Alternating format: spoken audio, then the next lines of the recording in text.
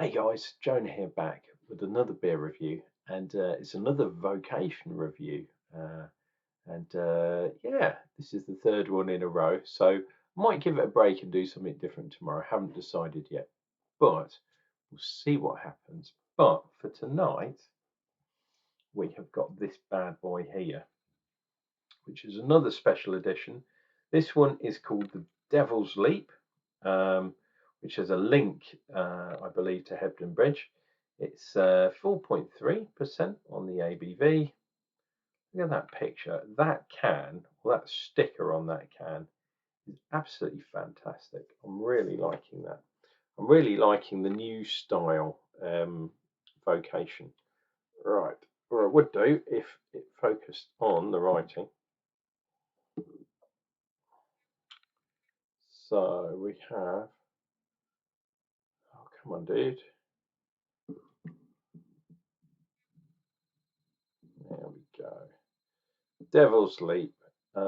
One Yorkshire legend inspires another, combining Hebden Bridge folklore with an icon of British beer. Brewed to a traditional recipe using 100% British malts. Take the leap. What's the matter? I'm afraid you might fall for it. And it's malty, bramble, and floral.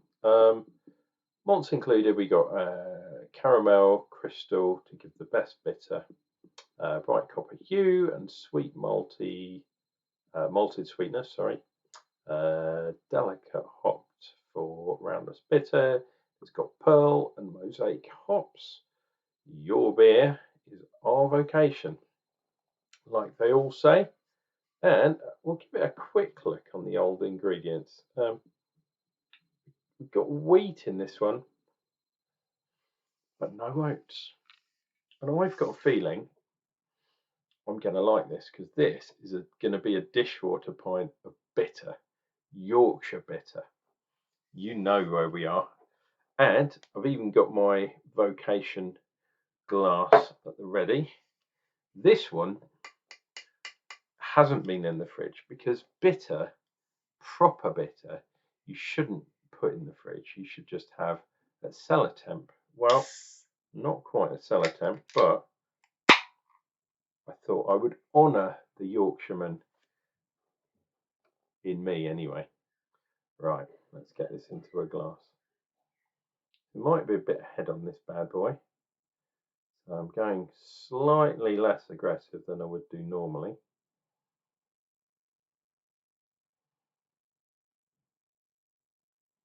Well, there is a bit of head on there. Maybe I should have put it in the fridge. Well, never mind. Pint of bitter with a head on it. Not too bad at all. You know what? I'm going to tap this one. Haven't done that for a change because you can see through this bad boy, can't you?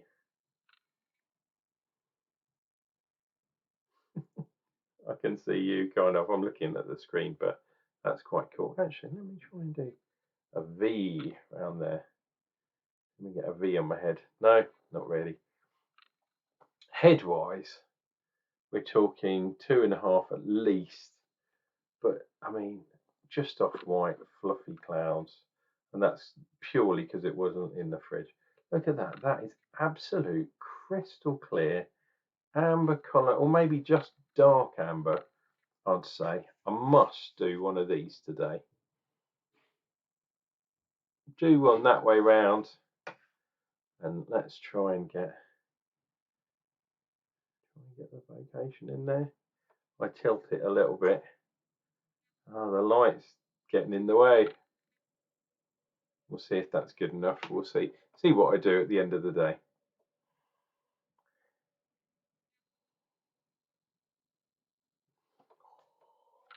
Lovely, lovely spiciness. A little bit of floral. What's it? Mosaic in there. Mosaic's definitely not a usual bitter hops.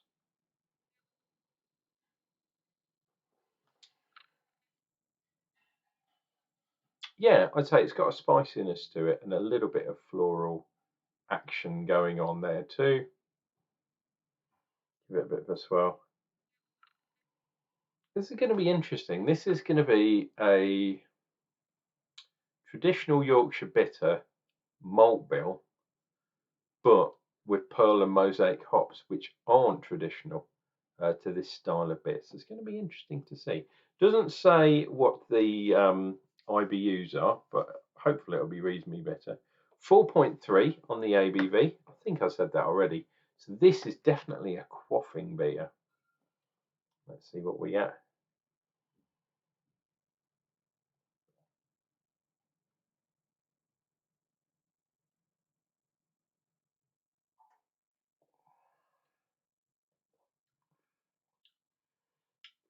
Hmm,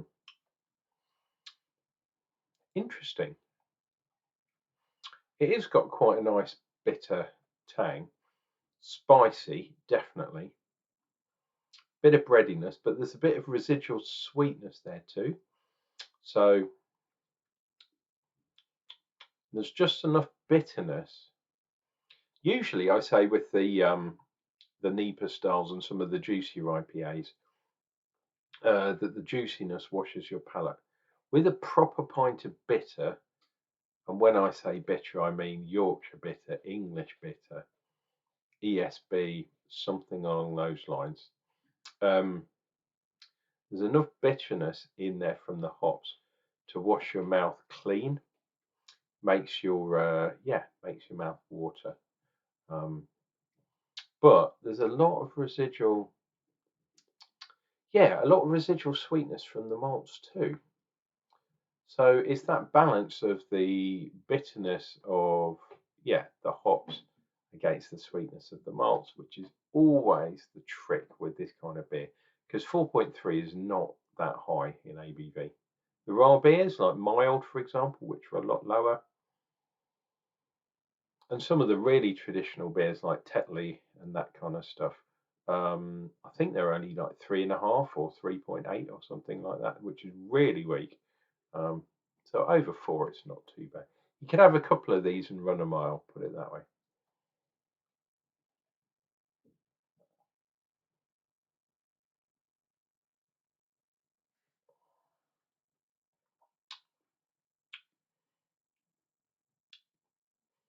Yeah, it's interesting. You got that floralness.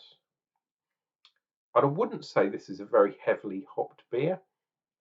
Um, so I'd say the hops are mainly in the boil to get the bitterness, and then maybe a tiny amount of flame out. But that's not what this beer is about. This beer is about bitterness, hence pint of bitter. Um, in the American, you'd probably call this a pale ale, but we're talking traditional Yorkshire style.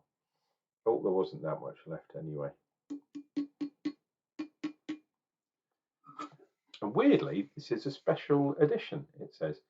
I don't know why this isn't one of their core range, but maybe Vocation are still surfing, um, the different fashions at the moment, and they don't necessarily want to do a proper pint of bitter, for the locals and that kind of stuff. There are so many different ones out there, especially up north, Yorkshire, Lancashire, up in that area. Sunderland, maybe. Northumbria is slightly different, but you could get a pint of bitter up there as well. Is it full on traditional? No. Is it a pint of dishwater, which is a good thing in my book? I'm not sure. I am not sure. And this is weird because Vocation is, I've got a very soft spot in my heart. Ooh, quite good carbs there for Vocation. And Dishwater style over the last 20, 25 years is, no, more than that now, 25 plus years, is what I was born and bred with.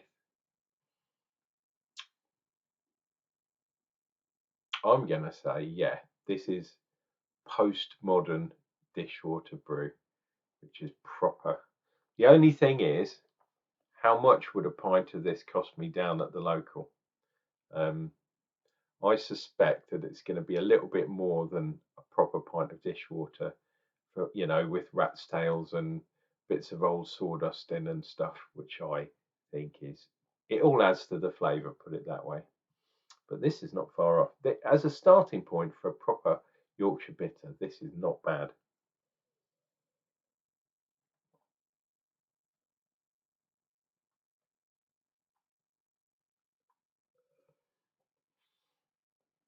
Whoa. The other thing, not much foam kind of retention. Like I say, it's got a bit of wheat in it, but it's not really sticking to the side of the glass.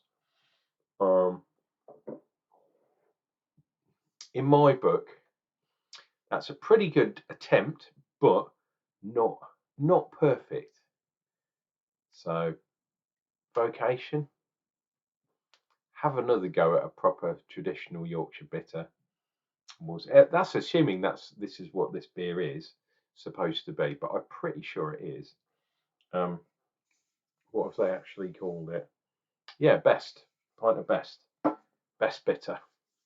Anyway, this has been Uncle Jonah. Hopefully you've enjoyed this video, drinking a proper dishwater brew from up north in England. Click like, click subscribe, send me a message. What was your first pint of dishwater that you've had? What was your first pint of best? I can remember it was in a pub in Kingston called the Druid's Head, and it's now knocked through into the next building along, and it's a lot bigger pub than it used to be. It used to be a very, very small pub. And they had, what was it? Was it Directors or was it something like that? It was one of those brews, and wow, just perfect. And the barman knew what he was doing, kept it really well. And we were in there probably 15 years old, 16, something like that. Should have been 18, but we were well underage.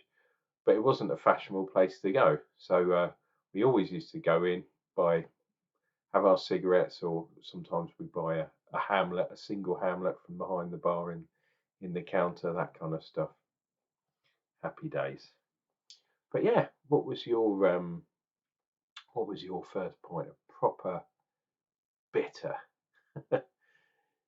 We'll see what we get in the comments. Anyway, cheers and beers, guys. We'll see you tomorrow with something I haven't quite decided. Maybe I'm going to go dark again, or I've got a couple of IPA style beers that are chilling in the fridge. So depends which way I'm feeling at the end of the day. Till then, you guys take care of each other. Take care of yourself. Remember to drink some beer. We'll see you real soon.